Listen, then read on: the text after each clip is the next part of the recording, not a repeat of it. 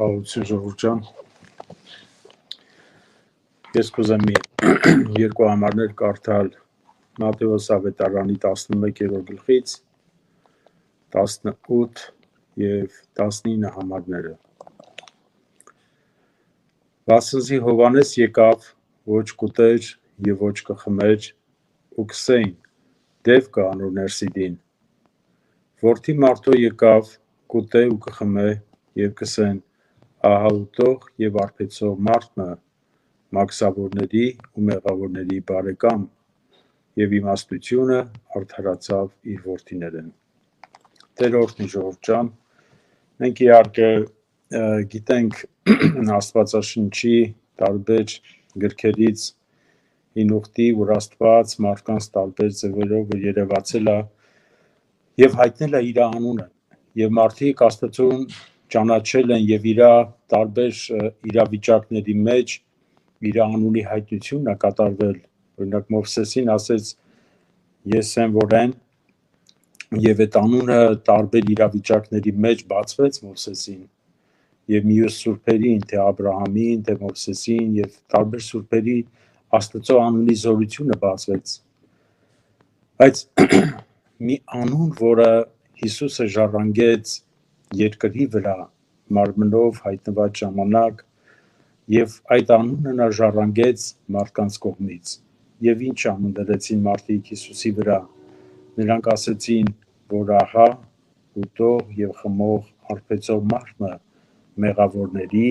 եւ մաքսավորների բարեկամը։ Հիսուսը մի հատ անուն ձեռք բերեց եւ այդ անունը կոչվեց մարդկանց կողմից, եւ դա կոչվեց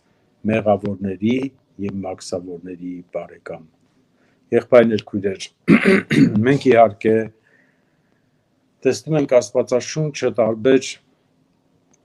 մարդկային իրավիճակներ ներկայացնում, օրինակ եղբայրը խոսում է նաեւ որոշ արդարությունների մասին, հիմա մարդու կողմն էլ ունի մարդը իր արդարությունը։ Եվ մեր տեսանկյունով օրինակ ով է Աստծուն ավելի հաճելի, այն մարդիկ, ովքեր որ արդար են։ Եվ մարդը միշտ փորձում է այդպես իր որոշ գործերի, որոշ ինչ-որ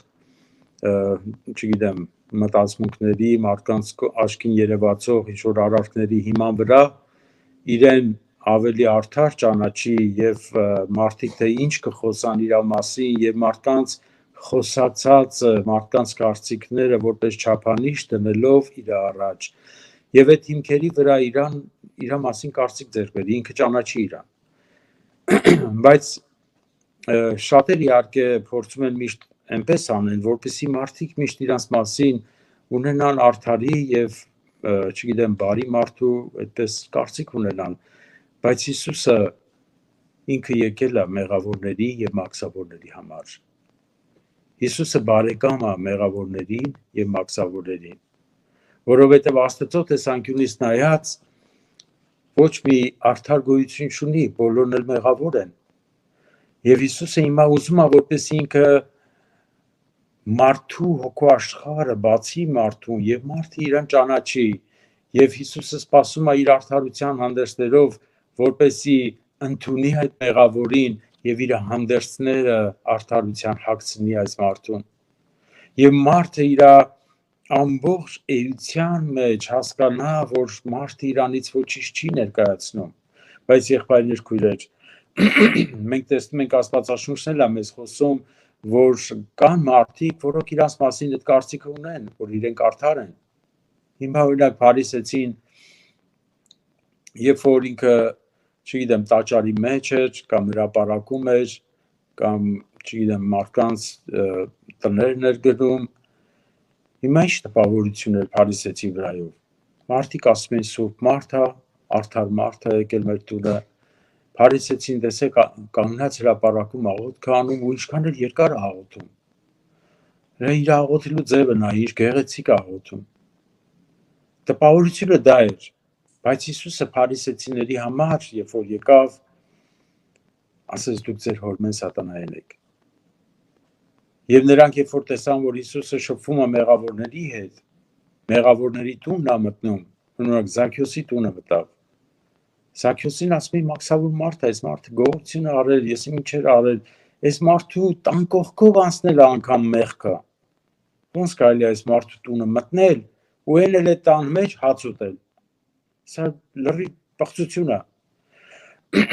Բայց Հիսուսը եկել էր ճիշտ հենց մեղավորների եւ մաքսավորների համար։ Եղբայրներ, քույրեր, հնարավոր է, որ այսօր մեր մեղքերը բացվել են մեզի։ Հիմա թե մարդու էությունը ամբողջությամբ բացվել, թե մարդը իր գործած մեղքերի հիման վրա է իրան սկսել ճանաչել։ Օրինական մարդիկ մեղքեր որ գործում են, այդ իրանց գործած մեղքերի հիման վրա իրանք տեսնում են իրանց մեղավորությունը։ Ընդունում են, որ իրանք արդար չեն։ Եվ Աստծո խոսքը, որ ասում է մարդու վրա, անցնում է մարդու հոգու աշխարհը, բացում է մարդու ամբողջ էությունը եւ մարդը տեսնում է, որ ինքը էությամբ է մեղավոր եւ իր ամբողջ իր մտածմունքները, իր խորհուրդները մեղքի խորհուրդներ են։ Եվ մարդը տեսնելով իր ամբողջ ապականությունը, ինքը ընկնում է Տիրոջ ոտքերը եւ Հիսուսի կարիքն ազգում։ Եվ այստեղ դու գտնում ես քո բարեկամին։ Ոչ թե դու գտնում ես դատավորի, ոչ թե գտնում ես մեղադրողի, այլ դու գտնում ես քո բարեկամին։ Մեղադրյալի պաշտպանն է Հիսուսը։ Հիմա եթե ամբողջ աշխարհը մեղադրում է քեզ, ինչ փոսի մեջ ես հայտնվել, չգիտեմ քո էությամբ, քո գործերով ինչքան ես ավելի խորը մեղավոր, այն աստիճան, որ սատանան լրիվ այսպես նետերով խոցել է քեզ, դարձել ես ցեցը կերաշորի նման, այդ աստիճան խոցվել ես սատանայի նետերով։ Եվ կարծես էլ բժշկություն էլ դու չես կարողանում գտնես։ Բայց ճիշտ հենց այդ քո վիճակիդ մեջ Հիսուսը այցելում է եւ քեզ ասում է, որ ապրի։ Ինչպես Եզեկիել մարգարեության գրքում այդպես է գրված, ասում է Եզեկիել 16-րդ գլուխ 11-րդ համարից կարդամ։ Դարձյալ Տիրոջը խոսքը ինձ եղավ ասելով. Որդի մարդո, Երուսաղեմի իր պղծությունները գիտցուր, ուսը Տեր Եհովան այսպես կսե Երուսաղեմի։ Քո սկիզբը դու ծնունդդ քանանացոց երկրեն էր։ Քո հայրդ ամորացի ու մայրդ քեթացի էր։ Եվ քո ծնունդդ այսպես էր, քո ծնած օրը պորտը չկտրեցավ ու մաքրվելու համար ջրով չլվացվեցար, եւ աղով չաղվեցար ու խանձարուրով չփաթվեցար, աշկը քեզի չխնայես, որ քեզի ողորմի, ու այս բաներն մեկը քեզի ինե։ Բայց ծննդյանդ օրը քո անձիդ գարշություններով դաշտի երեսի վրա նետվեցար, ու ես քո քովետ անցա եւ քեզ այրունիդ մեջ կողված տեսա, ու երբ այրունիդ մեջ էիր, քեզի ապրեսի։ Այո, երբ այրունիդ մեջ էիր, քեզի ապրեսի։ Քեզ դաշտի բույսերու պես բյուրավորի, ու շատցար ու մեծցար եւ կատարյալ գեղեցկության ասար, ստիկներդ գոյացան ու մազերդ աճեցան, բայց դու մեկ ու անծածկույթ էիր եւ քո քովետանցա ու քեզի նայեցա եւ ահա քո ժամանակը սիրո ժամանակ էր ու ես իմ քղանցքս քո վրա տարածեցի եւ քո մերկությունը ծածկեցի ու քեզի երթում անելով քեզի հետ ուխտերի կսետեր Եհովան ու դու իմս եղար։ Տերորդի եղբայրներ քույրեր, ինչ հետարքիր այս հատվածը, որ մենք կարդում ենք, նախ առաջին Աստված այո մարդուն ցույց է տալի իր ամբողջ մեղավորությունը, թույլ է տալիս որ մարդը նաև տարբեր բաների մեջ էլ հայտնվի, որ ամբողջությամբ տեսնի, որ իր ներքնաշխարհը ամբողջությամբ ապականված է եւ իր պղծությունները ահա որ մեծ են եւ իր բոլոր այդ հարվածների մեջ մարդը իրան պատիժներն անգամ մարդու վրա գալով մարդը իր պղծությունների շիրաժարում որտեղ մեղքը թակավորվում է մարդու մեջ եւ գերի է վերցնում ամեն ժամանակ եւ ինչպես գրված է Եսայիայի մեջ ասում է ոտի թաթից մինչև գլուխը ամբողջ հարվածներով խփված ես էլ որ մասերիդ վրա կարող եք զարնվել բայց այս վիճակի մեջ անգամ երբ որ մեր գտնված վիճակը ահավոր սարսափելի է եւ մարդը ոչ մի մխիթարություն ոչ մի հույս կարծես թե չի գտել Եվ կողքից ով էլ կողքով անցնում է, իրան դատապարտում է, անարգում է մարդուն, տեսնում է որպես մեղավոր, որպես Աստծո կողմից զարնված, եւ կարող է մարդիկ այսպես քարկոծեն էլ քեզ, բայց եթե այդ քո գտնված վիճակիդ մեջ դու հասկանում ես մի բան, որ դու կարիք ունես Փրկչի եւ դու արդարության կարիք ունես, որ դու ձեռք չես կարող բերել եւ ոչ էլ ծնունդով ես դու դա ժառանգել, այդ ժամանակա որ քո հայացքը եւ իմ հայացքը բարձրանում է երկինք եւ ես ասում եմ ով Տեր, ես միայն քո կարիքը ունեմ, որովհետեւ ես ամբողջությամբ ապականված եմ եւ իմ ներքնաշխարհս ոչ մի արդարություն չկա, ես փրկության կարիք ունեմ եւ այստեղ կատարվում է Եսայա մարգարեության 63-րդ գլխում առաջի համարում այսպես է գրված. ով է ասիկա որ կուգա Եդոմե կարմրագույն զգեստով Բոսրայե որ փառավոր հանդերձներով զարդարված է եւ իր շատ զորությունովը պանծալով կքայլե ես եմ որ արդարություն կխոսեմ ու փրկելու կարողություն ունեմ Ես եմ որ արդարություն կխոսեմ եւ փրկելու կարողություն ունեմ եղբայրներ քույրեր հիմա մենք հանդերձներ ունենք այդ հանդերձները պետքա մենք միայն վերաքննենք մեր հանդերձները որտեղից ենք մենք ձեռք բերել որտեղից է դա ձեռք բերված Ադամն էլ էր իր համար հանդերձներ կարել Եդեմի պարտեզում հիմա այդ տերևները թզիվ եկալել էր եւ իր համար հանդերձ էր դարձրել ծածկոց էր դարձրել իրան ծածկվել էր իր մերկությունը բայց Աստված ուզում է մի հատ ճանապարհ տանի մարդուն որպեսզի մարդու ամբողջ ապականությունը մարդը տեսնի եւ այդ ապականությունը տեսնելով չհուսահատվի այդ ապականությունը տեսնելով ինքը չընկնի սատանայի գերության մեջ ասելով որ երբ որ սատանան նետերով խոցում է ասում է դե քո նման մեղավորին ոնց կարելի է երկինք մտել Հիմա եթե օրինակ դու լավ 2-3 բան սխալ գործեր արածելներ չիմանալով արել ես այդ բաները հիմա Աստված էդի կների քեզի բայց հենց նայի քո ապականությունը դու անգամ իմանալով ես մեղքեր գործել Հիմա այստեղ մի հատ կարևոր խնդիր կա որ մարդը երբ որ պատերազմի մեջ է մտել հիմա պատերազմը մարդու կյանքում սկսել հիմա այս պատերազմի ժամանակ մարդը հնարավոր է վիավորվի մարդը հնարավոր է խոցվի Բայց դու էլ համաձայն չես, այդ մեղքի կյանքով ապրելու համաձայն չես, դու ուզում ես արդարանալ, դու ուզում ես փրկվել, ուզում ես ազատագրվել, եւ ես ուզել այս համաձայնությունը, արդեն սա լուրջ պատերազմ է, որ դու հայտարարել ես սատանայի դեմ, եւ հիմա սատանան ինչ է ինձ ասում, որ նայի դու իմանալով, չէ գալիս է հետո ասում է գիտակցաբար Եվ գրված է, եթե գիտակցաբար մեղ գործես, էլ ներում չկա։ Այ դու գիտակցեցիր, դու գիտեիր, չէ՞ որ այս բանը սխալ է։ Դու իմանալով այդ սխալը կատարեցիր։ Չեք գովում այդ վիճակը, բայց մարդու էությունն եմ ուզում տենալ, ժողովուրդ ջան։ Հիմա մարդը իմանալով էլ է սխալվում, չիմանալով էլ է սխալվում, որովհետև մարդու ներսը չսխալվելու կարողություն չկա։ Մարդու ներսը արդարություն ինքը չի ժառանգել, ինքը չունի իր մեջ արդարություն, սրբություն իր մարդու մեջ չկա էդի։ Մարդու ամբողջ էությունը ապականված է, Աստված չի զարմանում, երբ որ տենում է մարդը ինչ-որ փոսերի մեջ, ինչ-որ ցեղերի մեջ է հայտնվել,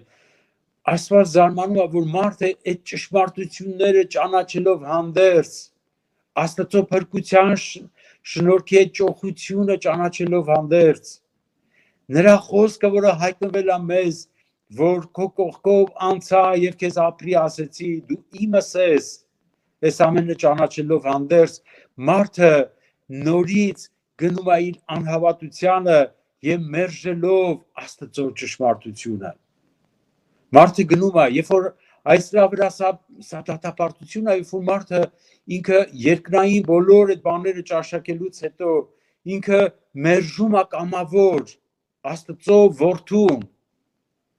Աստծո որդու մերժումը, սա է դատապարտությունը, բայց դրանից բացի դու ինչ վիճակի մեջ ես գտնված, ինչ տկարությունների, սխալների, եւ եթե պատերազմը կա քո կյանքի մեջ, իմ կյանքի մեջ, Աստված այդ պատերազմի մեջ ինքը ձեռքը երկարացնում է, զորացնում է մարդուն, հայտնվում է մեր կողքը։ Թեկուզ ընկել ես ամենա, չգիտեմ, ինչպես գրված էր Եզեկիել մարգարության մեջ, դաշտի երեսի վրա նետված ես, քո այրունի մեջ կողպած։ Եվ այսպես հույս չկա, որ դու կարող ես դուրս գալ այդ վիճակից։ Բայց Տերը նորից անցնում է քո կողքով եւ նայում է քեզ եւ իր քղանցքը տարածում է քո վրա եւ ասում է, որ դու իմս ես։ Ես քեզ գնով ծախու եմ առել, դու իմս ես, իմ սեփականությունն ես։ Եվ քո գտնված վիճակիդ մեջ դու թեկուզ այդ տկարության մեջ ես, բայց դու պիտի ապրես, պիտի կենթանացնեմ քեզ, միայն թե կանչիր իմ անունը։ Ով Տիրոջ անունը կանչի պիտի փրկվի, կանչի իմ անունը։ Այդ վիճակի մեջ դու կանչի իմ անունը։ Եվ նայի Հիսուսին, որպես քո նման մեղավորի եւ մաքսավորների համար կա բարեկամ, եւ այդ բարեկամը Հիսուսն է։ Եղբայրներ, քույրեր, մենք բարեկամ ունենք։ Մեր բարեկամները ընդհանրապես երբ են մեր հետ ավելի բարեկամություն անում, երբ որ ամեն ինչ լավ է, երբ որ ամեն ինչ նորմալ է, ֆինանսական խնդիրներ չունես, ամեն ինչ դու կարող ես նաև օգնես տարբեր հարցերով, մարդիկ բարեկամություն են անում։ Բայց երբ որ մարդը հայտնվում է ահավոր տարբեր ինչ-որ վիճակների մեջ, այդ բարեկամությունները նրա գնալով կտրվում։ Բայց Հիսուսը մեր կյանքում այդպես չի վարվում։ Հիսուսը մեր գտնված վիճակի մեջ նորից մեզի բարեկամ է մնում։ Հիմա որտեղ ես դու գտնվում։ Ինչ վիճակի մեջ ես գտնվում։ Մարդիկ ինչ են ասում քո մասին։ Օրինակ մի մարդ, որը Երուսաղեմից գնում էր Երիքով, ճանապարհին ավազակները թալանեցին եւ այս մարդը կիսամեր, ահավոր վիճակի մեջ այդ ճանապարհի վրա ընկած էր։ Հիմա մենք չենք կարող ասել այս մարդը ճիշտ էր անում, թե սխալ էր անում, որ Երուսաղեմից իջնում էր Երիքով։ Բայց ինչ վիճակի մեջ էլ որ կար, հիմա կողքով անցնում է Ղևտացին, Փարիսեցին, հիմա ինչ են ասում, ինչ են մտածում։ Եթե այս մարդը արդար լներ, այս բանը իրան չէր պատահի։ Աստված այս մարդու պատիժ է տվել։ Հիմա Հոբին ինչ էին ասում մարդիկ, ասում են, որ Աստված այս Հոբին պատիժ է տվել։ Բնաջին է անում Հոբին։ Այս ինչ ահավոր վիճակը Հոբի վիճակը։ Բայց երբ որ անցա բարի Սամարացին այս մեղավորի կողքով, նա չհարցրեց դու Երիքովից էիր գնում Երուսաղեմ, թե Երուսաղեմից էիր գնում Երիքով։ Չհարցրեց այս մարդը ով է, ինչ վիճակի մեջ է։ Այդ մարդը, որ ընկած էր այդ վիճակի մեջ, որ կորած էր արդեն, բարի Սամարացի վերցրեց, տարավ իր ձիի վրա դրեց, տարավ հյուրանոց, պանդոկապետին տվեց եւ նաեւ վճարեց պանդոկապետին եւ ասեց խնամք տար այս մարդու համար, եթե ավել ծախսել առածնես, ես վերադառնալուց դա պիտի վճարեմ քեզ։ Եղբայրներ, քույրեր, հիմա բարի Սամարացին իմ ու քո կողքին կանգնած է։ Մեղավորների եւ մաքսավորների բարեկամը, թեկուզ դա մարդկանց աչքին դատապարտելի էր թվում, բայց Հիսուսը չէր ամաչում այդ անունից։ Հիսուսը մտնում էր նորից մեղավորի տունը։ Մի կին, որը եկել իր ոտքերն էր լվանում արցունքներով եւ մազերով իր ոտքերն էր սրբում, որի բոլորը ճանաչում էին, եւ մարդիկ այդ կնոջ կողքով աշխատում էին չանցնեին, եթե հանկարծ կանգնելու լինեն, պիտի իր կողքի չկանգնեն խոսային, որովհետեւ հանկարծ մեկը հերվից տեսներ, որ դու կանգնել ես ինչ-որ այդ կնոջ հետ խոսում ես, էսի լուրջ մեղադրանք էր։ Հնարավոր է քեզ էլ կարգոծեին դրա համար, որովհետեւ այդ կինը մերժված էր, բայց Հիսուսը թույլ տվեց, որ այդ կինը գա եւ իր ոտքերը ընկնի, իր ոտքերը լվանա, մազերը չորացնի,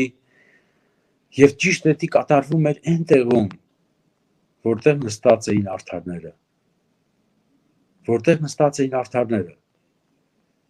եւ Հիսուսին նայեցին ինչ աչքերով, որ սա եթե մարգարե լիներ, սա Աստծո մարդը լիներ, նա թույլ չէր տա, որ այս կինը իրան մոտենար, Նա կիմանար ով այս կինը։ Բայց Հիսուսը այդ կնոջը գիտեր իր ծնված օրվանից եւ Սիմոնին էլ գիտեր իր ծնված օրվանից։ Սիմոնը իր հոգեբանության մեջ դատապարտեց Հիսուսին, բայց այս կինը կյանք տավ։ Հիսուս այս կնոջ համար էր եկել է որ այս կնոջը կյանք տար եւ ասաց Սիմոն, ես քո տունդ եկա, դու իմ ոտքերիս համար ջուր չտվեցիր, բայց այս կինը իր արցուկներով է լվանում իմ ոտքերը, ինչի որտեղ նա հասկացել է, որ ինքը մեղավոր է։ Բայց դու չես հասկացել, Սիմոն, որ դու մեղավոր ես։ Եթե հասկանաս, դա դատապարտություն չի քո համար, դա անպատիվ լինել չի։ Ճանաչել քո մեղավորությունը, մարդը խուսափում է միշտ իր մեղավորությունը ճանաչի։ Ճանաչել քո մեղավորությունը դա դատապարտություն չի քեզ համար, դա փրկություն է քեզ համար, որովհետև ճանաչես քո մեղավորությունը, դու կգտնես քո բարեկամին,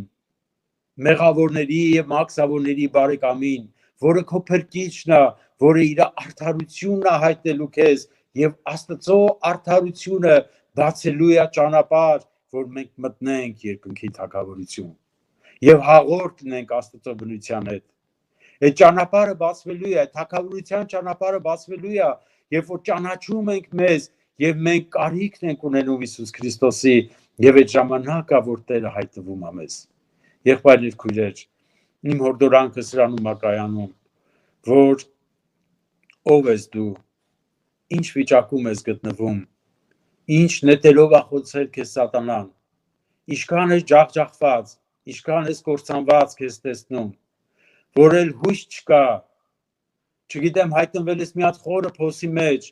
որ դրսի լույսն էլ անտեսանելի է քո համար, հույս չկա, որ այդտեղից դուրս գալու հնարավորություն չկա։ Մարդկանց կողմից էլ դա գրանցվում է, որ այո, այդ փոսը ընկնողը էլ չի հելնում, բայց Տերը ասում է, միայն թե կանչիր ինձի, միայն թե կանչիր ինձի։ Եթե այդ խորը անդունդից դու կանչես Աստծո անունը, ես կանչեմ Աստծո անունը, Տիրոջ ձեռքը հասանելի է այդ անդունդի խորքերը եւ ինձ եւ քեզ Տերը կարող է բարձրացնել, բարձր ժայռի վրա դնել։ Ինչպես Տեր Հիսուսն ասեց, մեղավորներն ու մաքսավորները, անառակները ավելի շուտ կմտնեն երկնքի թագավորություն, քան թե դուք փարիսեցիներ, որը ձեր մասին միշտ կարծիք ունեք, թե դուք արդար եք։ Եղբայրներ, քույրեր, այս հոգեբանությունը մարդկային արդարության, սա լուրջ արգելք է երկինք մտնելու, ավելի լուրջ արգելք է սա, քան թե մեղքը, որը մարդը գործում է եւ հասկանում է, որ ինքը մեղավոր է, ինքը արդարանալու կարիք ունի, բայց փարիսեցին արդարանալու կարիք չուներ։